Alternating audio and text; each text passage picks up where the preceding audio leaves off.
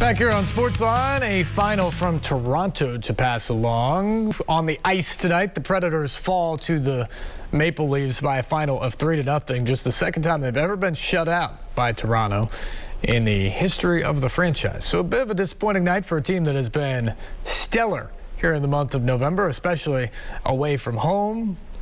Their game Thursday in Ottawa postponed due to 10 Senators players being in COVID protocols right now.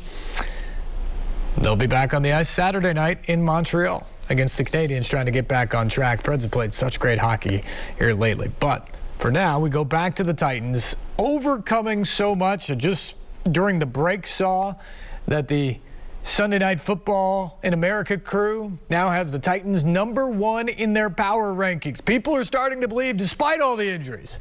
The question is it sustainable? That's our topic in Final Analysis. All right, guys, the Titans have definitely got a few breaks in this 6-game winning streak, but they keep finding ways to win. The last 2 weeks coming without Derrick Henry, of course. 69 yards rushing last week, 66 this week. I still believe this team is going to need to run the ball to eventually get to where they want to go. The question is, Keith, can they?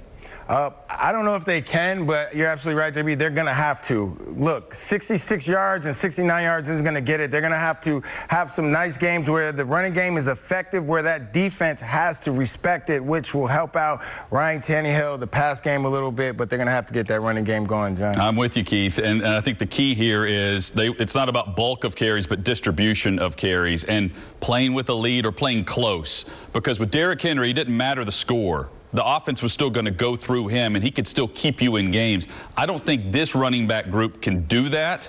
So as long as they're opportunistic and they play team football, they'll be okay. They did that today, Steve, with defense and special teams. The problem with the injuries is it's not just Henry, who's out indefinitely. Julio Jones, IR on Saturday. He's out through at least the bye. We know the O-line's nicked up, and there were several guys out defensively as well. With all those guys out, the Titans have actually been outgained in 4 of the 6 games during this winning streak. Yes, they keep winning, but is this sustainable long term?